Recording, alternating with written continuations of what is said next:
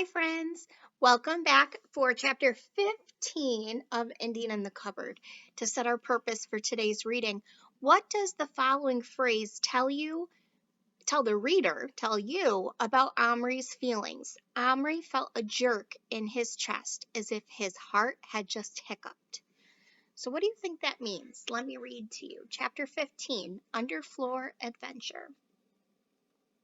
Omri and Patrick decided they must take it in turns to sit up all night with Boone.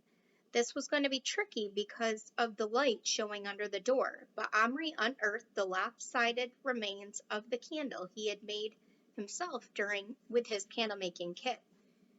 We can put it behind the dressing up crate, then the light won't show. They got into their pajamas.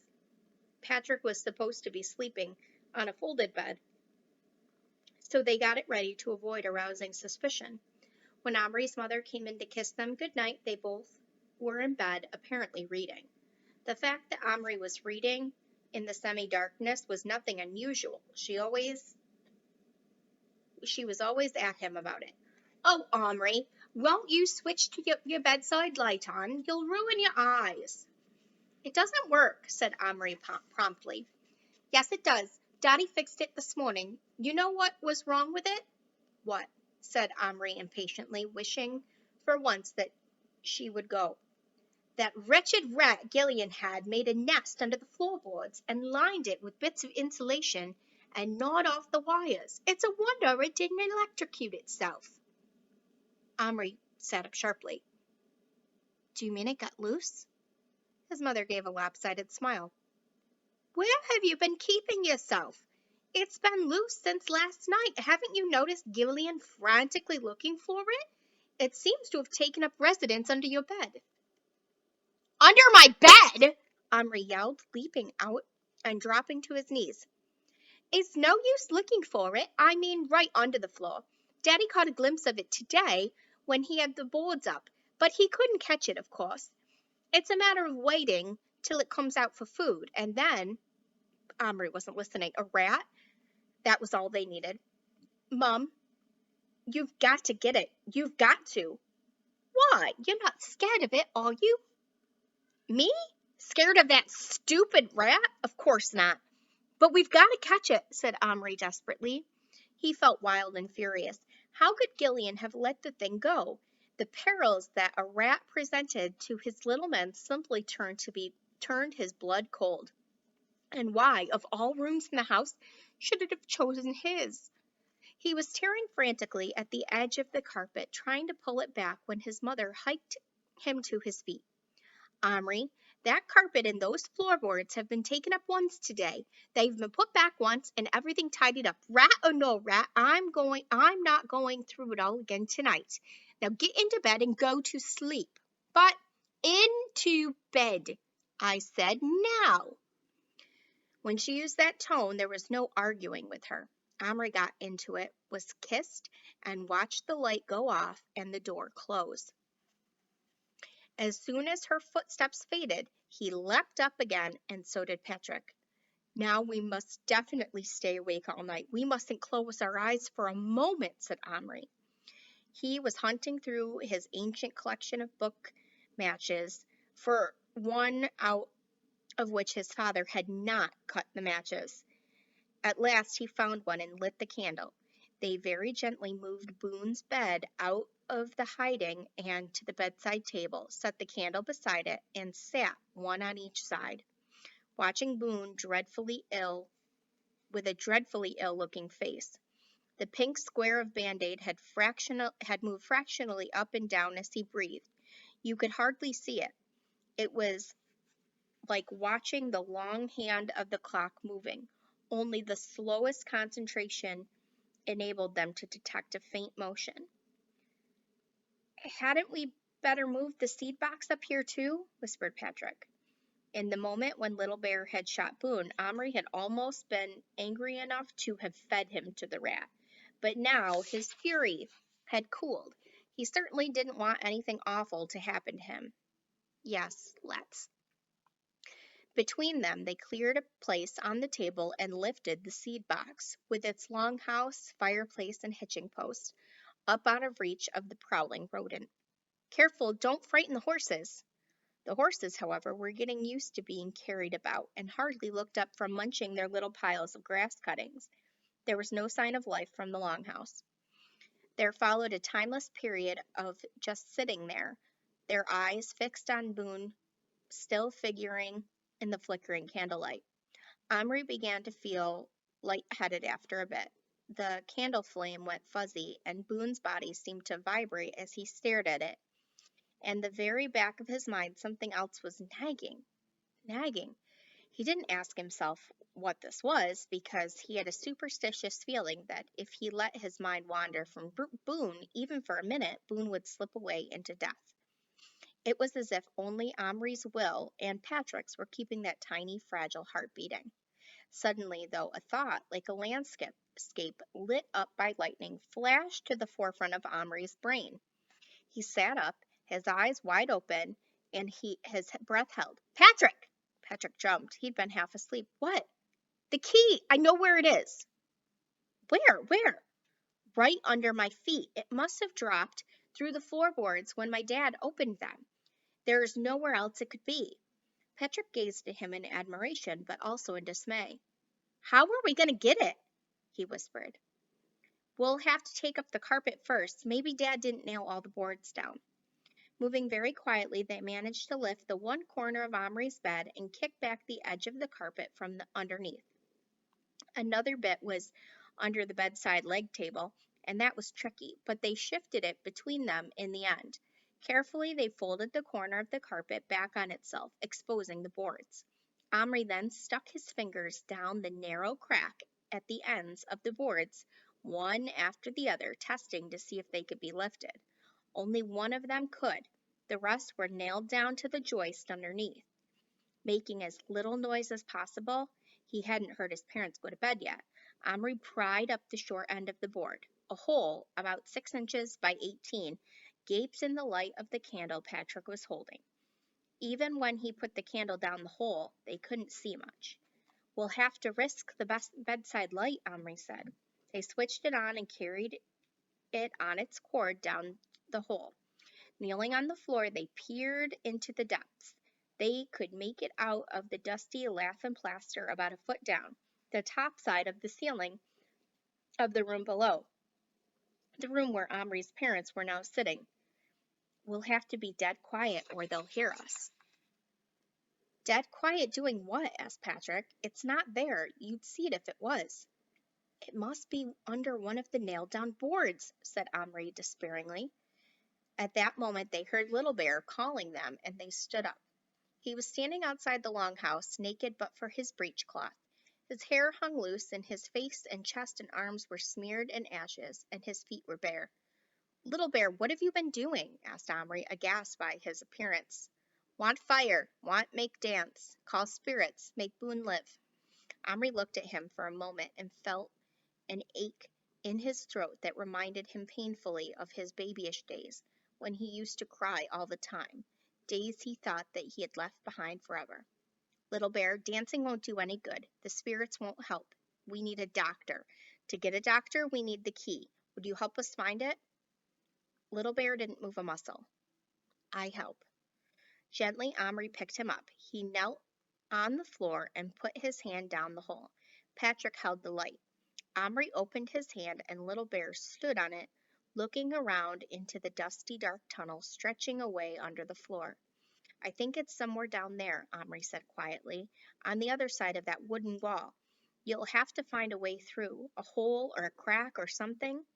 We'll give you all the light we can, but it's bound to get awfully dark on the other side. Do you think you can do it?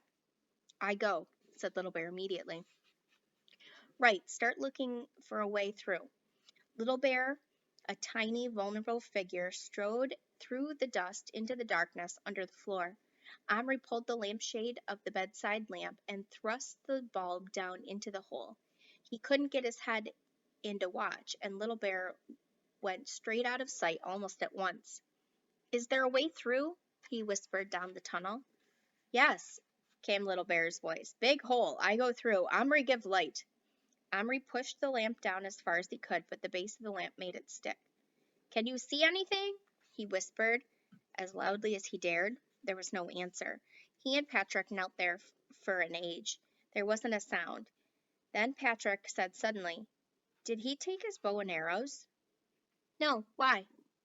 "What if, Omri, what if he meets the rat?" Omri had totally forgotten about the rat in the excitement of realizing what had happened to the key. He now felt a strange jerk in his chest, as if his heart had hiccuped. He bent his head till the face was in the hole. He could smell the dust. The bright bulb was between him and the place where Little Bear had presumably gone through a hole in the joist in the next section of the underfloor space. A hole. What could make a hole through a joist? What else but a rat gnawing away all day? A rat that at this moment was out on his night prowl, a hungry rat who hadn't eaten in 24 hours, a pink-eyed, needle-toothed, omnivorous giant rat. "Little Bear!" Omri cried frantically into the blankness. "Come back! Come back!" Utter silence, and then he heard something, but it wasn't Little Bear's voice. It was the scuttering sound of a rodent's hard little hairless feet on plaster and lath. "Little Bear!" "Omri!" It was a voice from the room below. "What are you doing up there?" It was his mother. Then, quite distinctly, he heard his father's voice. "I can hear that blasted rat pattering about overhead. It's probably keeping the boys awake." "I'd better go up," said his mother. The door closed, and they heard her coming up the stairs. Even this dire prospect hardly had the power to do more than push Omri's desperation one stage farther. He probably wouldn't have moved from this place if Patrick hadn't acted swiftly. "Quick, light off! Into bed!" He pulled Omri up, snatched the lamp out of his hand, and switched it off. The candle was still down the hole. Patrick shoved the floorboard roughly back into position and moved the carpet so it more or less covered up the boards if you didn't look closely. Then he pushed Omri into his bed, covered him up, and the footsteps were nearly at the door, and he had flung himself down on the folding bed when the door opened. Omri lay there with his eyes squeezed shut, thinking, "Don't put the light on. Don't put the light on." Light was coming into the room from the landing, but not enough to see where anything was. His mother stood there for what seemed like 100 years. Finally she whispered, "Are you boys asleep?" Needless to say, she got no reply. "Omri," she tried once more. Then again, after 100 years, during which Omri imagined Little Bear bitten in half by the rat right underneath where he was lying, the door closed again, leaving them in the darkness. "Wait, wait," breathed Patrick. It was torture to wait.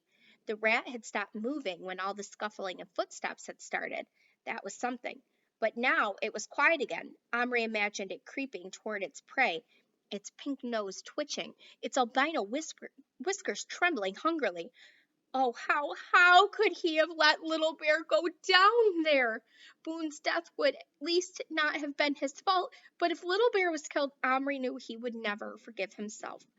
At long last, the living room door closed and both boys stole out of bed again. Patrick reached the light first. Omri grabbed it, but Patrick insisted on looking first to see if Boone was still breathing. He was. Then they rolled back the carpet and lifted the board again, terrified that each movement would attract the grown-ups below. The homemade candle was burning away in the gloom, like a little torch in a disused mine, throwing its eerie light down the tunnel. Omri lay down flat. He didn't dare raise his voice, but he called softly, "Little Bear, are you there? Come back! You're in terrible danger!" Silence. "Oh God, why doesn't he come?" Omri whispered frenziedly. At that moment, they did hear something. It was hard to identify the sound. It was the rat, all right, but what was it doing? There was no running sound, just this sort of tiny shock, as if it had made one short, sudden movement. A pounce. Omri's heart was in his mouth. Then there were other sounds. If he had not gotten used to straining his ears to catch the voices of the little men, he might not have heard it. But he did hear it, and hope nearly lifted him off the ground. It was a faint, light scrambling sound, the sound of a small body getting through the hole in a hurry. Omri pulled back the lamp out of the hole and thrust his arm inside, his hand open. Almost at once he felt Little Bear run into it. Omri closed his fingers just as something warm and furry brushed against their backs. He snatched his arm out, grazing his knuckles against the splintery wood. There was something else in his hand, something cold and knobbly, twice as heavy as Little Bear. He opened his fingers, and both boys leaned over to look. Sitting on Omri's palm, filthy and bedraggled but triumphant, was Little Bear, and cradled in his arms, trailing cobwebs and a red satin ribbon, was the missing key. "You've done it, oh Little Bear, good for you. Now quick," said Omri. "Patrick, get the candle up and put the floor back. I'll find the Red Cross man." Reckless now, they switched the top light on. Patrick was as quiet as he could, replaced the floorboard and the carpet, while Omri looked through the figures jumbled up in his biscuit tin. Luckily, the army medical orderly was right on the top, still holding his precious doctor's bag. Little Bear, meanwhile, stood on the pallet bed on which Boone was lying, staring down at him, still clutching his key in his arms. Omri took it from him, thrust the plastic man into the cupboard, and turned the key. He made himself count to 10 while Patrick watched, pop-eyed and scarcely breathing. Then he opened the door. There stood his old friend Tommy with his bag at his feet, rubbing his eyes and frowning about him. His face cleared when he saw Omri. "Well, ain't it if it ain't you again? I don't half pick up my moments to drop off to sleep, I must say. Thunder and great many raining overhead. Thought I was a goner." "What's a mini?" asked Patrick in a croaky voice. "What? Another of you?" asked Tommy, gaping. "I must have eaten too much cheese for me at dinner. Shouldn't give us cheese before a big attack. Very hard on the stomach, especially when it's turned up anyway, with nerves. What's a mini? It's our name for minnie wafer. It's one of those great big German shells. Make an horrible row, they do. Even before they land, they sort of whistle that gets louder and louder, and then kaboom! Then blokes with my job has to pick themselves up and run as quick as you like over to where it fell, if it fell in a trench, to take care of the wounded." "We've got a wounded man we want you to take care of," said Omri quickly. "Oh, yes, the old redskin again, is it?" "No, it's another one. Could you step into my hand?" Omri lifted him to where Boone lay, and Tommy at once knelt down beside him and began a professional examination. "He's in a bad way," he said after a few moments. "Could do with a blood transfusion, really. I'll have to have this bandage off and look at his wound." He was cutting it off with a minute pair of scissors as he spoke. As the bandage opened up, the anxious watchers saw the tuft of tissue that was now red with blood, but Tommy said, "Bleeding stop. That's one good thing. What was it, a bullet?" "An arrow," said Omri, and Little Bear shivered all over. "Oh, yes, of course, I see that now. Well, I'm not much up on arrow wounds. Head's still not in there, I hope." "No, it was pulled out." "Good, good. Lucky it missed his heart. Well, I'll see what I can do." He got a hypodermic out of his bag and fiddled with it for a moment, then plunged the needle into Boone's chest. After he stitched up the wound, put a field dressing on it, and got Little Bear to help him peel off the rest of the old blood-stained Band-Aid. "You a pal of his, are you?" he said to the Indian. Little Bear stared at him, but did not deny it. "Then look here, when he wakes up, you keep giving him these here pills. They're iron, see? Build him up. And these as well. They're for the pain. What we have to hope is there won't be no infection." "We need penicillin for him," said Patrick, who once had a bad cut on his foot that had turned septic. Tommy looked at him blankly. "Penicillin? What's that?" Omri nudged Patrick. "They hadn't discovered it at this time," he suggested. "Best thing I can suggest is a drop of brandy," said Tommy, and taking out a flask, poured something down Boone's throat. Look there, he said cheerfully. He's getting a better color already. He'll open his eyes soon, but I wouldn't wonder. Keep him warm, that's the ticket. Now I must be getting back, waking up, I mean. If that there Minnie's landed, I'll be in demand, no mistake. Tommy carried him back to the cupboard. Omri carried Tommy back to the cupboard. Tommy, he said, what if the Minnie had fallen on you? Could have been a done, could it? If it had of, I wouldn't be having this here dream, would I? I'd be singing with the heavenly choir. Cherubly, hurry up and shut the door. I think I can hear him calling, Stretcher bearer, already. Omri smiled gratefully at him. He hated to send him back, but obviously he wanted to go. Goodbye, Tommy, and thanks, and good luck, he said, and he shut the door. From the other end of the table, Little Bear suddenly called, Omri, come, Boone, open eyes, Boone, wake up. Omri and Patrick turned. Sure enough, there was Boone staring into Little Bear's face. What happened? He got out in a faint, shaky voice. Nobody liked to tell him, but at last Little Bear had to confess. I shoot, he said. What you talking about, you crazy Injun? I asked you what happened in the picture. Did them there settlers beat the Redskins and get there to what they were aiming to get to? Or did the Redskins carry off the women and scalp all the men? The dirty, low-down savages. Little Bear drew his breath. His head, which had been hanging in shame, came up sharply. And to Omri's horror, he actually saw his hand go to his belt for his knife.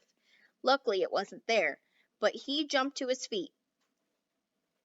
Boone, shut mouth, not insult Indian braves, or Little Bear shoot again.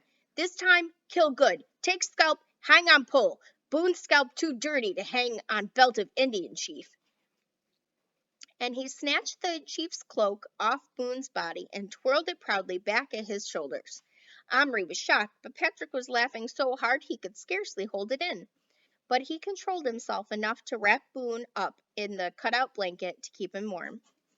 Omri snatched Little Bear up between his finger and his thumb. Oh, so you're the chief again, are you? He hissed furiously. Chiefs ought to know how to keep their tempers. Here. He picked up broken headdress off the floor and fitted it, lopsided, onto Little Bear's head. Now, Chief, have a good look at yourself. And he held Little Bear up before the mirror. Little Bear took one look and then hid his face in his hands. Just you remember what you did to your friend. Not friend, enemy, muttered Little Bear. But the anger had gone out of him. Whatever he is, you've got a job to do. Where are those pills? You're going to see that he gets them. We can't even see them. So it's up to you. And when Boone is better, do you know what you're going to do for him? You're going to make him your blood brother. Little Bear shot him a quick, startled look. Blood brother? You make little cuts on your wrist and you tie them together so the blood mingles. And after that, you can't be enemies ever again. It's an old Indian custom. Little Bear looked baffled. Not Indian custom. I'm sure it is. I saw a film once. White man idea, not Indian. Well, couldn't you do it just this once? Then Omri saw that crafty look that he knew coming out of the old Indian's face. Good, he said. Little Bear, give Boone medicine.